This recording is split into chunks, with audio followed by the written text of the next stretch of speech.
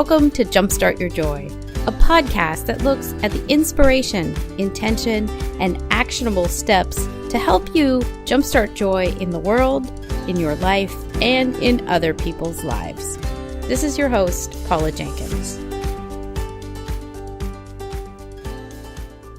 This is episode 189. On this week's show, I'm really thrilled to have Kelly Denithorne joining me. She is a transgender advocate. She teaches middle school math, and she is a fashion blogger, and I think you guys are just going to love getting to know her. Kelly started her blog in 2010, and it began as a place for her to explore her love of style while she was exploring women's fashion. Kelly was born as a male and is transitioning to female, and during the time writing her blog has used the titles transvestite, crossdresser, and now transgender non-binary. She talks about all of these things in this week's show, and I cannot wait to share them with you. It is a really lovely discussion and a very beautiful view into what it means to be a transgendered person in today's society. Before we get to that, I want to give you all a very warm welcome and say thanks so much for tuning in this week and always.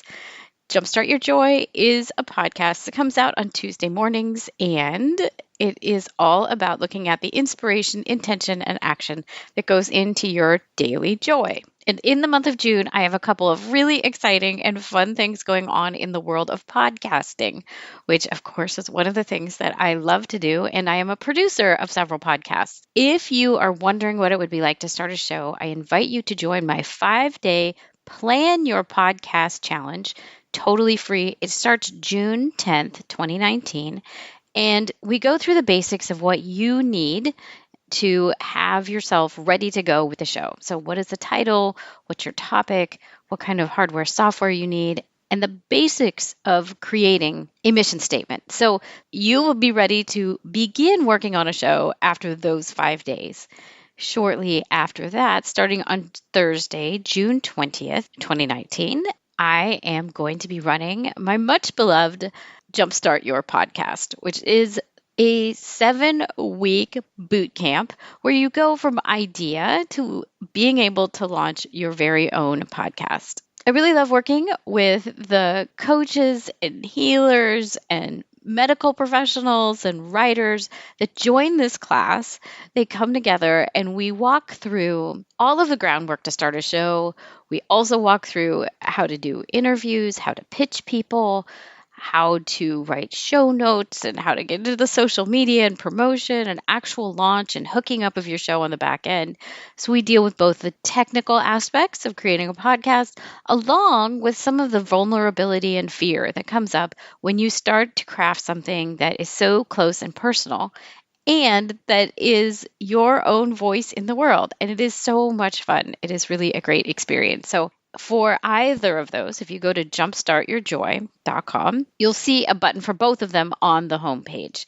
And I really hope you guys will join me. If you have any questions about them, you can also email me about that or about anything at jumpstartyourjoy@gmail.com. And while you're over at the website, of course, you can also find the show notes for this episode, which are at jumpstartyourjoy.com/Kelly. And I will be listing the links to Kelly's website along with a couple of the other things that we talk about in this interview. I'm super excited to have Kelly Denithorne joining us this week on the show. Kelly, of course, is an educator. She teaches middle school math in the Central Valley of California. She was a religious studies major, like I was, in college. And over the last year, she's gone through quite a bit of transition in her own life. She is transitioning from male to female as a transgender non-binary person. And she also, for the first time, has started teaching at her school as a woman when she had previously been presenting as a male. And I just love what she shares and the stories that she goes into about this transition and about what it means to be transgendered today. I think you are going to really love the light and levity and just sense of humor and grace that Kelly brings to this discussion. And I really hope that you'll get a lot out of her description of what it has been like to be on a journey such as hers. So let's get on to the show. Welcome to the show. This week, I am so very delighted and excited to have Kelly Denithorne on. Kelly is a teacher She is a blogger and she's a transgender advocate. Welcome to Jumpstart Your Joy, Kelly. Oh, thank you so much for having me here. I'm so happy to be here. It's a delight. It is really a delight to have It you. is. It is a delight to have me. Thank you for saying that. I agree entirely.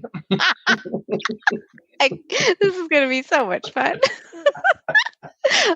Would you like to tell us what you loved most as a child or in school? What were your earliest sparks of joy? My earliest sparks of joy came from being with my sister. I can remember that for the longest time. That's probably my longest memory of just how enjoyable it was hanging out with my sister. I don't think it was very enjoyable for my sister. She's an older sister, about 2.5 years. And so I'm sure I was a complete and utter pest to her, but I was always thrilled and happy whenever I could be around her. Aww. Yeah. Would you like to share what it is that you do now and who do you work with? I do a variety of different things. My main 9-to-5 job is I'm a middle school math teacher in Porterville, California. So I work for Porterville Unified School District. It's very exciting, very exciting school district. Now, it's a very lovely place to work.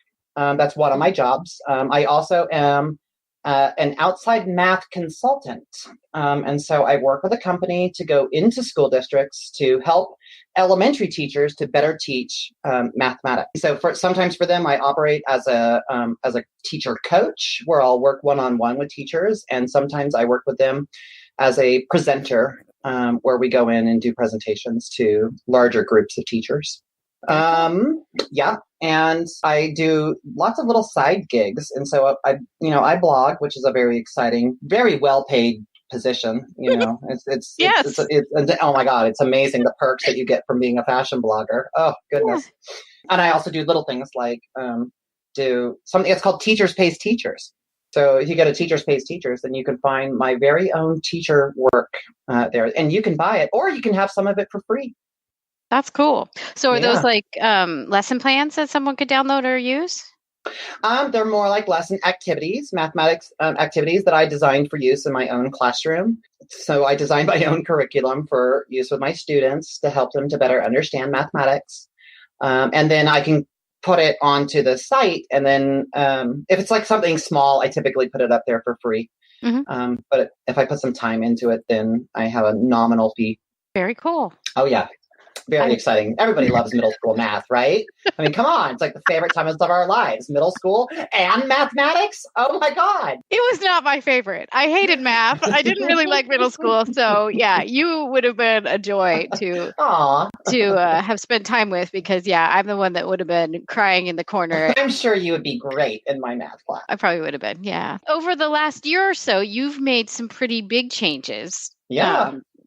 Do you want to talk about how that's impacted your life and your day job and all of it? Because I think it's a super inspiring story. Oh, thanks so much. Well, within the last year, specifically the last year, I decided to transition. And so involved in that was going ahead and legally changing my name and my gender, which I got completed on June 28th of 2018. And I think that it cost me about $480, $500. I get to go ahead and change my name and my gender. Yeah, but no, it was a super process. But then the question really was, what about the children?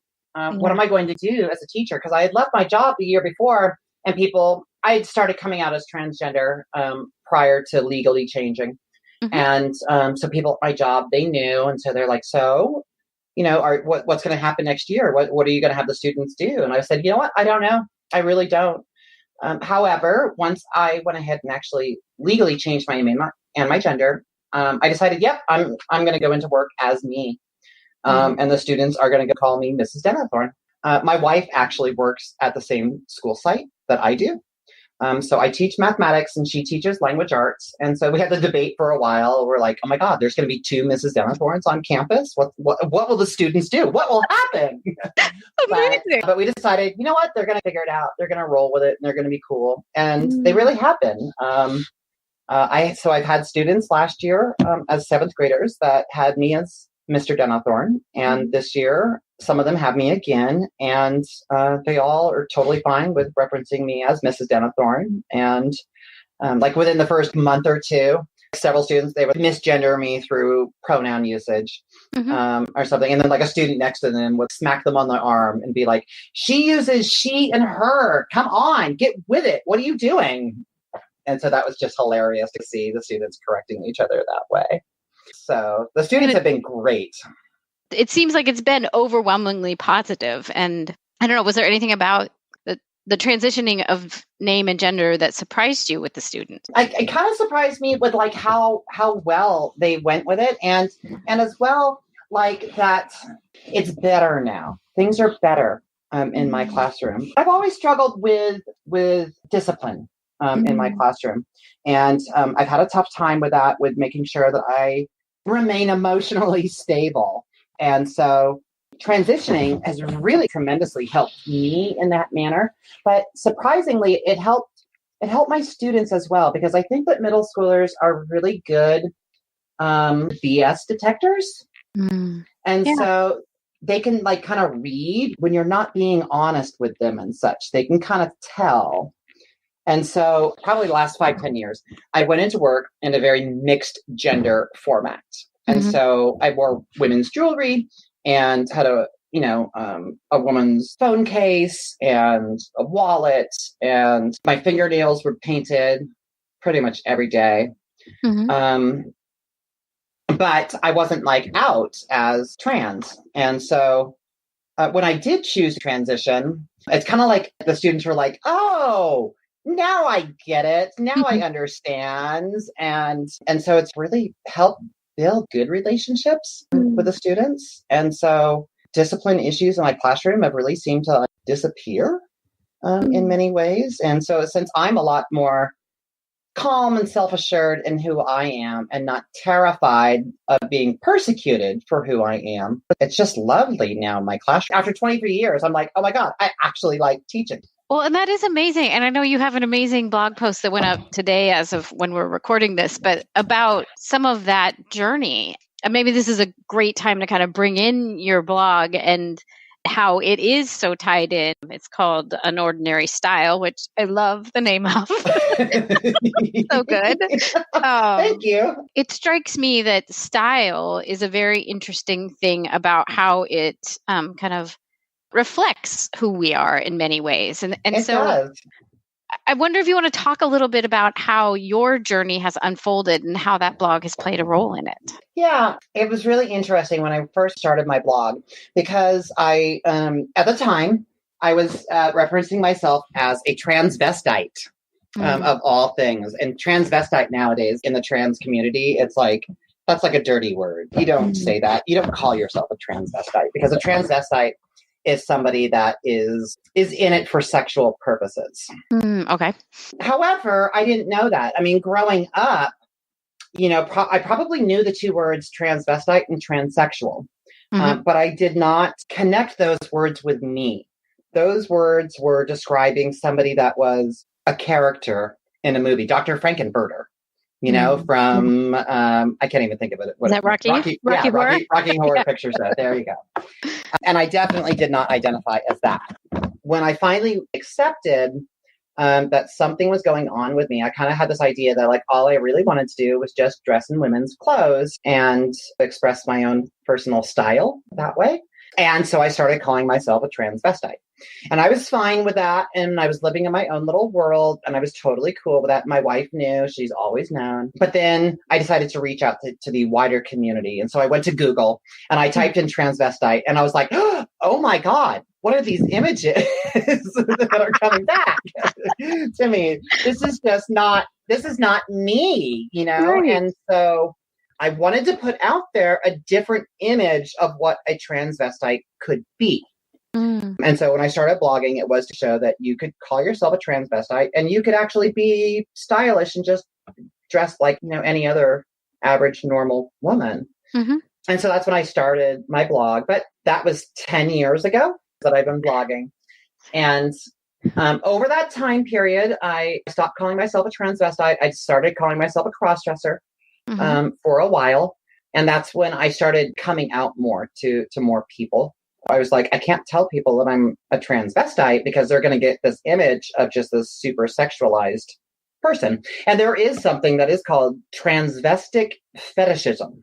And so it is a sexual fetish, and it is tied to dressing in the ways of the opposite gender from you. So when I started calling myself a crossdresser, and all this is still on my blog. So like some people, they're like, no, I've decided that I'm not this anymore. So they go back and they change all this stuff. But I was like, you know what? That's who I was at that time. Yeah. And that's how I identified. So I'm going to keep it up there. That's fine. I love that. Yeah. I love that Thanks. you leave it there. I have the same opinion of the podcast.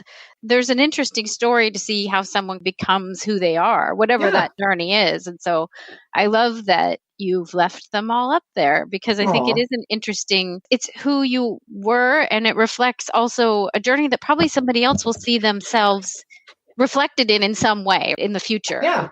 Of figuring out who they are and holistically, what does that mean? After you had discovered that maybe crossdresser was a term that you kind of resonated with more, how did you go from knowing that you enjoyed wearing women's clothes to then knowing that you wanted to transition? Well, it's been a really, really hard thing for me to accept. And so, gosh, I would say that in between calling myself a crossdresser and transitioning, there's a lot of territory there.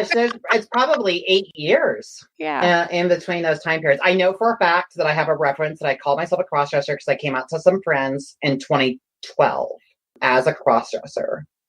And it was probably 6 years later that I started coming out to people as transgender non-binary. So when I was a crossdresser, I really had this idea that said, you know what, I'm a dude. Okay, that's what I am. I'm a dude. I was born with dude parts. So I may as well just accept that I'm a dude, regardless of how I feel inside and regardless of everything that I like. I just need to accept this is reality. And so I tried really, really hard to just accept that reality and to kind of satisfy myself. I mean, I hate using that because, again, like we were just talking about sex, right? So I satisfy myself. No. Not that kind of satisfaction.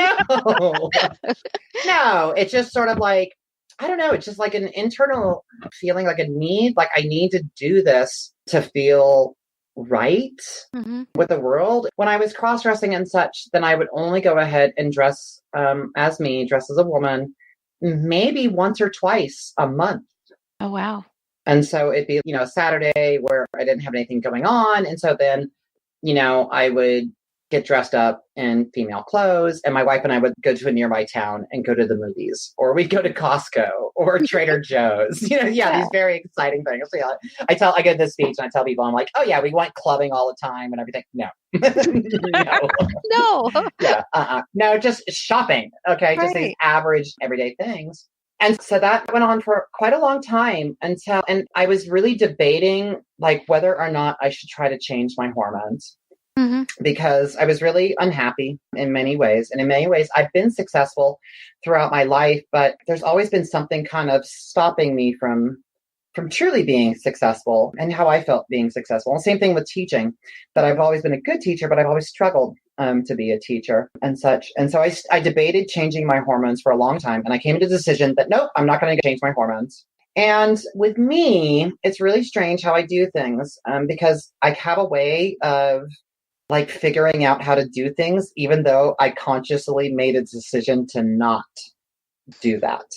Yeah. It's like your subconscious self is coming in and being like, oh, no, Kelly, let's do it this way. Yeah, and you're like, I'm foiled again. Yeah, totally. I mean, it was so weird. I went ahead and I made a presentation to give to college classes. It's one of the things I like to do now is I go out to college classes and speak to them. And so I made this presentation of like basically my whole life from like the day I was born until now. And while making that, I realized I spent 90% of my nights in the women's dorm at college. Oh, wow. Yeah. I was like, oh my God. It's not like because I went to them, I was like, hi, I'm trans. I'm actually a woman. So I need to be in the women's dorms. No. I just told my girlfriend and we went to college together. And I just said to her, I really don't like my roommate. So can I just sleep here? Yeah. And then and her roommate allowed it. And so I stayed in the women's dorm. Yeah. So the same sort of thing. Like I decided to not change my hormones. However, what I did do is I went to my doctor and I told my doctor that I had a prostate problem. Mm-hmm. and complained about very specific symptoms of an enlarged prostate. And so they put me through every single test, and I'm not even going to describe them because they were actually horrible. And Oh, you no. say this, and most guys are like, oh, yeah, there's no way I would let anybody put a finger anywhere. And it's like, you know what? That was the easiest of all of the tests that I had, Oh, man. Yeah, they were bad. And so the doctor got done. This was a urologist, a specialist who does this stuff all the time. He got done and he said, guess what? I can't find anything wrong with you. And I said, yeah, but I still have these symptoms. And he said, okay, well, I'll put you on this medication. I took the medication. The medication worked fine. I went into the doctor and I told the doctor, nope, doesn't work at all. But you know what you could do is that you could prescribe me finasteride. And he said, oh, okay, well, finasteride, yeah, that'll help. That'll shrink your prostate. But you do know that finasteride has the potential side effect of breast growth, don't you? And I said, oh, no, really? I had no idea. So, Kelly, that's wonderful. Yeah. So he put me on finasteride and I was just pleased as punch. I decided to not change my hormones, and I got a doctor to put me on a prescription that might potentially cause me to have breast growth. Mm-hmm. And so everything was great until 3 months later when I went in and he said, how's it going? And I wanted him to know that it was great because, I really wanted to stay on this. I hadn't had any breast growth, but I wanted him to know that this is awesome for me. So I told him, this is great. This is fabulous. It's working really, really well. And he said, oh my gosh, great. Then we're going to take you off of it because it's done its job. And I had a panic attack. I really don't remember anything else that the doctor went ahead and said to me. I do remember making it back to my car and crying all the way back to my work and just trying to pull myself together because I had a class that I had to teach after that. And it was like right there in my car when I just couldn't stop crying. And I knew I had to seek therapy. I had to finally go ahead and seek therapy for my gender variance. I didn't know what was going on. I didn't know where I was. I didn't know if transition was the right thing. I didn't know if changing my hormones was the right thing. But I knew that I finally needed to get some help. And I've been aware of my gender variance probably since at least age 12. At least age 12, I've been really quite clear that there is something different about me. And so at age 45, I finally got therapy and I started seeing somebody who specializes in gender variance. And she very quickly heard my story and was like, hey, maybe you should call this doctor. And so I called that doctor and I got an appointment and I went in and talked to the doctor. And the doctor heard like 5 minutes of my story and was like, yeah, here's your prescription for estrogen. You really need this. How amazing to find the right people when you were ready for those people and needed them, that they showed up and they were the right ones. Like, oh, yeah. I mean, what a blessing, really. It really, really has been. I've been so blessed to go ahead into work. Like, it's like we call it like assembling a team, right? When you have like these conditions. And so my team has just been awesome. I've just been so fortunate to work with these people. So I got my script for estrogen and I got a testosterone blocker. And because you have to block the testosterone, it doesn't stop the production. It just stops my body from absorbing it. By the end of the first day, I was like, oh yeah, this is what's been missing from my life pretty much the entire time. And you knew that quickly. That's amazing. Oh yeah. Oh, yeah. It was so obvious to me. Just so obvious. I didn't have any intentions of transitioning at that point. I just knew that I wanted to change my hormones. That was in 2017 that actually happened. And so it wasn't until a year later that I actually decided to legally change my gender and then actually start dressing as me, which was another fabulous decision that I went with. Well, and before we go into that part, if somebody is maybe in that space, either right before you had that moment in the car, or they've had that inkling since they were 12, or like, they're in that space of kind of feeling like maybe there's something going on here and I'm not sure what it is. I don't know. Do you have advice? Get a therapist. That's it. Get not just any therapist, get a therapist that is at least familiar and works with the trans community or gender variant individuals. Ideally, you should get somebody that specializes, in gender variance. That really is my best advice. And I really wish that I would have had access to such a person long ago. Yeah. Well, and I imagine most people there's somebody probably out there that you could find if you just look, knowing what to look for and just saying yes to it is like, is the step in itself. Yeah. Oh, yeah. Yeah, it is. I mean, it's just, yeah, it's huge. That was my issue for the longest time. That I was like, oh, I'm not sure. I'm not sure. So I don't need it. I don't need it. I don't need it. And it's like, I used to be so like kind of against therapy and such. I'm like, look, if you got somebody to talk to, if you got friends, you're good to go. Yeah. And now I'm like, no, I'm probably going to go ahead and be in therapy for the rest of my life just because I love working with my therapist. And I love working with somebody that I can set goals with and kind of work towards those things and such. Well, and I think there's something to be, I'm not currently working with a therapist, but I have in the past, and there's some things in life where you're not going to get that kind of support or that kind of guidance from someone else. Like you just kind of need that specialized care of someone that can really help you out. And mine was around PTSD and stuff. But I think figuring that out and saying yes, I think that was one of the scariest things for me ever, was saying, oh my gosh, I need this help. And then finding the right person. That's so hard. Yes. Yeah. Yeah. And then you're right too. Finding the right person, finding that person that you can work with. That's a struggle in of itself. Yeah. And it's a huge trust thing. And then when it works, it's amazing. So yeah, it is. I just realized as we're chatting here that like you asked about the blog and how the blog helped in this, and I think really to kind of try to wrap up that thought was that the blog helped me because I was able to document my thoughts. It's like an online diary. Yeah. It very much so is, and so it gave me that place to kind of document these things and kind of work out my thoughts as well as bounce ideas off of other people and kind of do that sort of thing. So I don't know. I mean, I don't remember how long ago you asked that question about the blog, but I was like, oh crap, I don't think I actually returned to that. Did you find community in some ways through the blog, or have you found a community of transgendered people? I have connected with a variety of different communities. There is a community of transgender people within the blogosphere. My favorite thing is connecting with cisgender people through the blog and getting feedback and comments from cisgender people on my blog. I'm like, oh my God, somebody that's not trans reads my blog. One reader recently that wrote me some really cool letter. She's like not trans and she is also a teacher, and my blog has helped educate her about trans people. And I'm like, oh my God, that's really, really cool. There is a bit of a trans community in the blogosphere, and I do connect with them here and there, but the blogging community tends to be very sporadic, especially in the trans community. It's like same thing with my blog in many ways, that it's like lots and lots of blogs, and then we transition and they're like, oh, blog not so important to us anymore. Yeah. And so I still blog here and there. But then like chat boards, there are several chat boards that I am a member of, and those are very interesting to interact with a wider transgender community. And so it might be a good time to explain as well that many people consider the word transgender to be an umbrella term. Okay. That many different gender variances reside underneath the transgender umbrella. Okay. And so like there's one particular chat board that I go to, and there are people that are there that call themselves transvestites, and people that call themselves crossdressers, and people that call themselves transsexual, and people that call themselves non-binary. And so that's a really interesting community to interact with, to be able to get a wider view of the transgender community, which is cool. And there's a local place to me, in Visalia, that it's a place called The Source.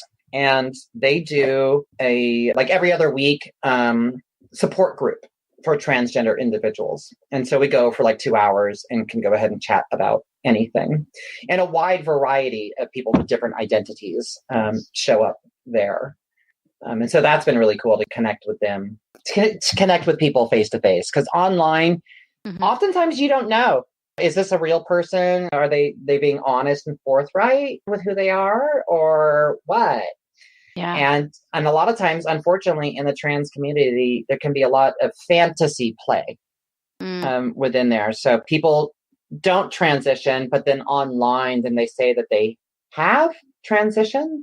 And so they put themselves off as something that they're not. And so that's kind of, I don't know, you always got to be careful, right? You got to be careful online. Oh, totally. So it's really cool to interact with people in public. And that's also given me a lot more opportunities and open doors for me to be able to go speak in different places. I was through my connection through this place in Visalia. Then I spoke this year at the Women's March. Around that kind of work, has that been you more stepping into an advocacy role? I mean, and I deeply appreciate that you're open and explaining some of these things in language that I can understand and that other people can then understand and communicate to other people as well. So yeah. What brought you into that space of advocacy and speaking about your experience? Probably on, I don't know, more than one occasion, my doctor and my therapist, both completely independently, said to me, so when are you going to get out there and start speaking to people? And I'm like, what are you talking about? And they're like, you are a fabulous role model for the trans community. And you're very approachable. I was like, what? I'm approachable? No, I'm not. I am not approachable. I'm a total bitch. What are you talking about? You're approachable, Kelly. I'm sorry. They're right. Well, what I went ahead and started then trying to do was try to try to explore this idea, like what would this mean? And as well, I met somebody through my therapist. She also ran a group support thingy, and in that group support, she brought in a speaker whose name is Jessica Lynn. And Jessica Lynn is a trans woman who started speaking in Santa Maria, little town here in California, and she is now traveling worldwide and giving her transgender speech, about what her story is. And so she probably, I think in the last year, she's probably done her speech maybe at 300 different venues. That's mind-blowing. That's a lot of talking. Yeah. It really is. There was a reporter from New York that was speculating that she's probably the world's most prolific public speaker, probably does the most public speeches, worldwide. Yeah. Well, and for people who don't know Santa Maria, it's a tiny town, like kind of in central California. And it's not that close to either LA or San Diego or San Francisco. It's kind of out on its own. So that's an unusual place for any speaker to come from. Yeah. That's awesome. Very much so. And so anyway, she came to group and she was like, look, we need more trans individuals getting out there and speaking.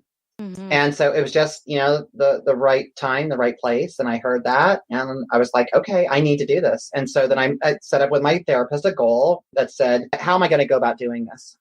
That, would help me to figure this out. Mm-hmm. And so it probably took me about a year before I figured things out and got my little presentation together and started putting out inquiry letters to college professors around the area saying, hey, I'd really like to do this. Mm-hmm. I really want to come in and speak to your class. And it's like a total free of charge sort of thing. Like, please let me just come in and just, speak to your college classes. And so I've gotten a few college professors to accept and gone in and started doing that. And I love it, actually. I didn't know this. I didn't realize this at the time.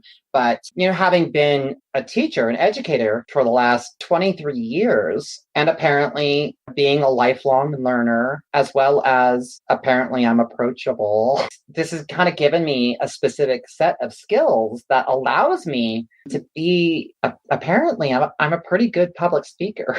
Yeah.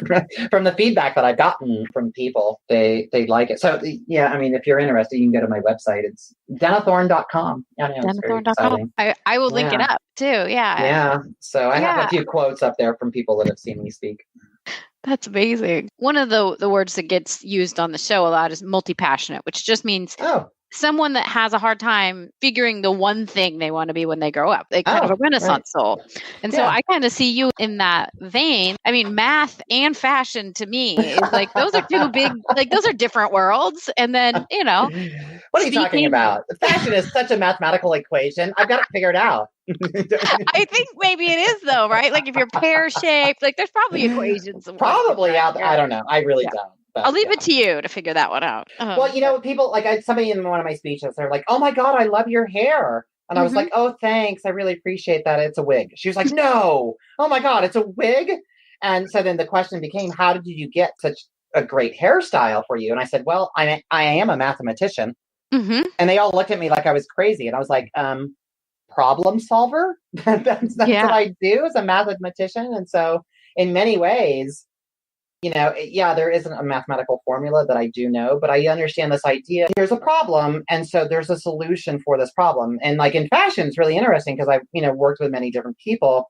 and they're like, I hate this or that, the other thing. And I'm like, well, why? And they're like, because my body.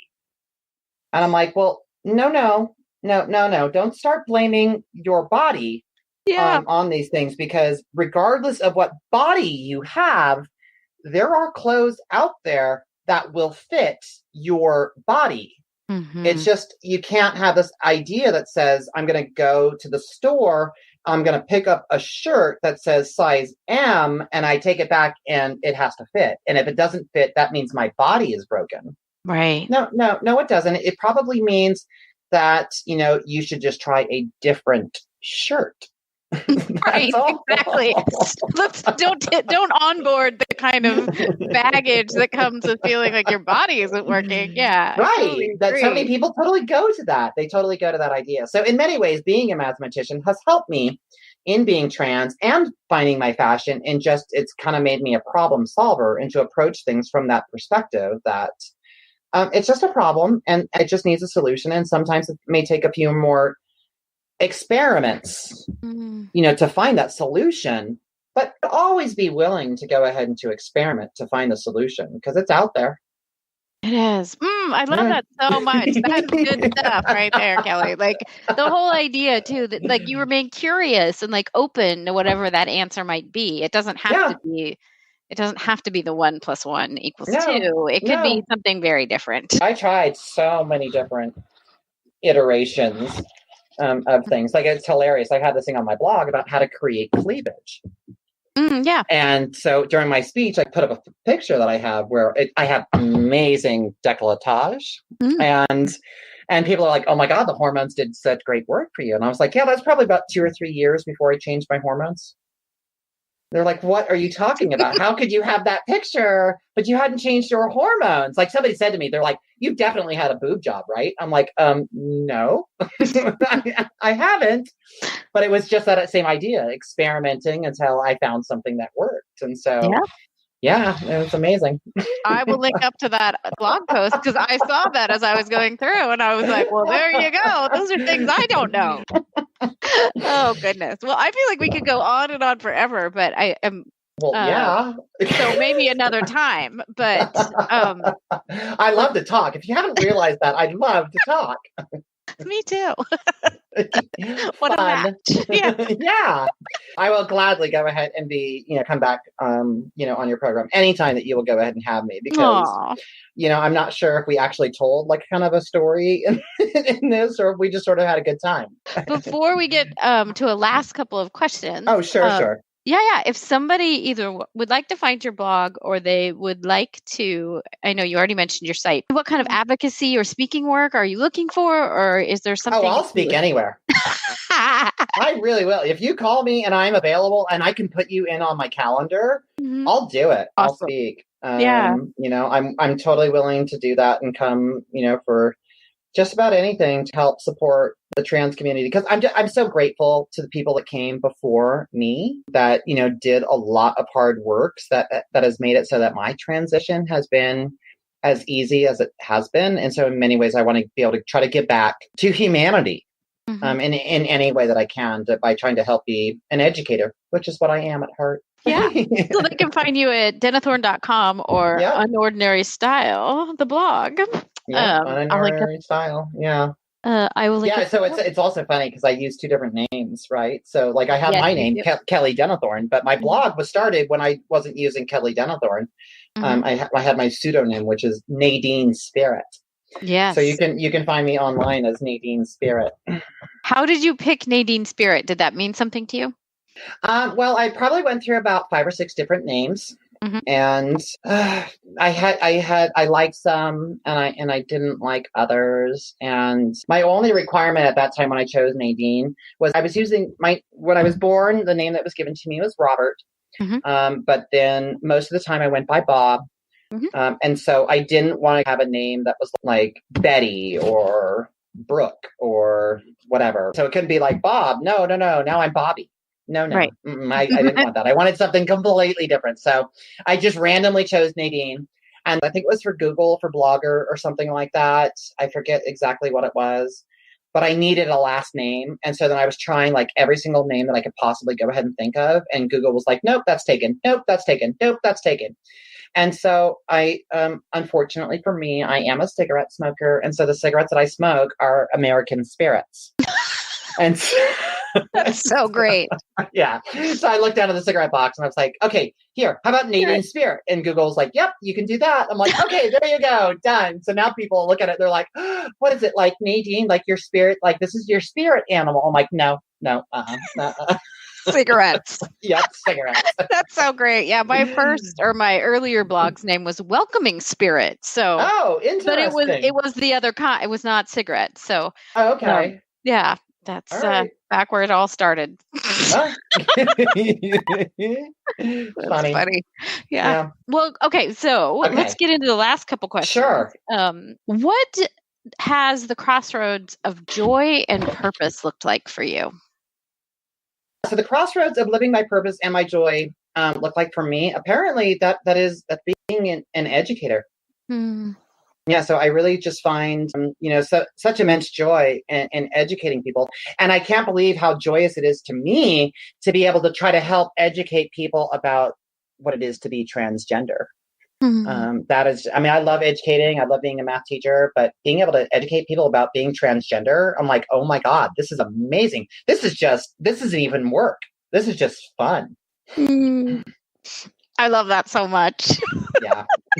I can tell it just lights you up. That's so good. Yeah. And then last and most joyfully, what are 3 ways that you can think of to jumpstart joy in your life, in the world, or in other people's lives? I say the first thing would be learn to accept who you are and then learn how to work with it.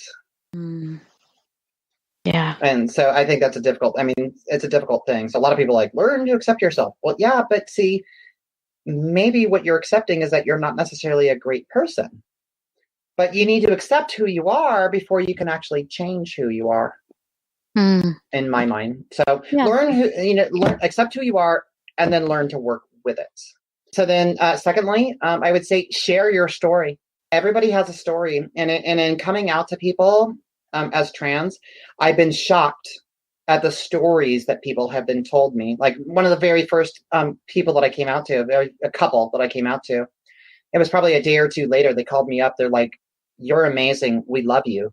And I'm like, why? And they're like, well, because you had the courage to come out to us. And because of that, my husband had the courage to come out to me and tell me that he is actually bisexual. Wow. Yeah. And they've been together for probably 10, 15 years. Amazing.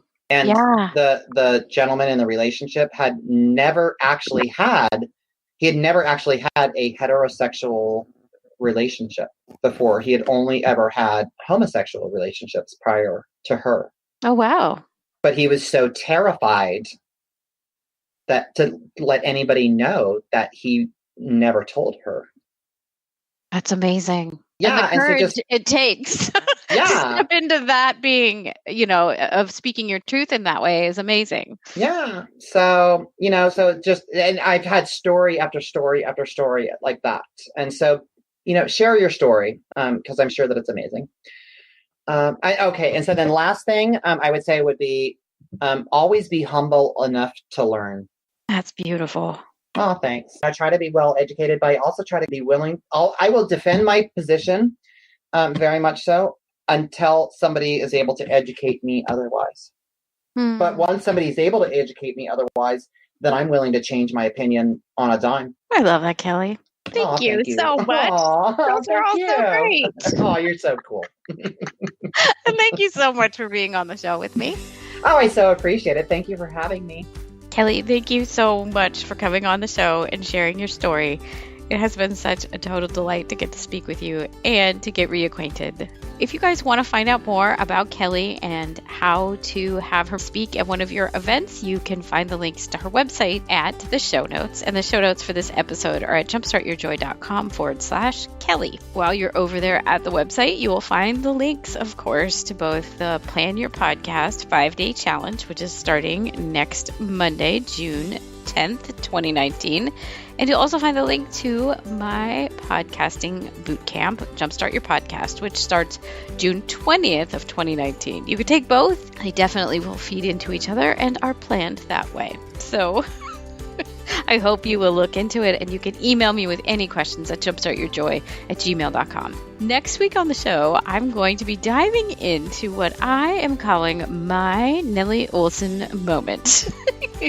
And it's going to be a discussion about how fear can come into play when we are pursuing the things that really matter the most to us, and how we can also work with confidence and work beyond fear when it comes up, and how courage plays a role in all of that. I will talk specifically how that comes up around podcasting and how I've encountered some fear in my own journey here and creating a show each week, and what I have done to combat it or to lovingly embrace it. So I hope you will come on back next week as I talk about my Nellie Oleson moment. And until then, I hope that your days are filled with so much joy.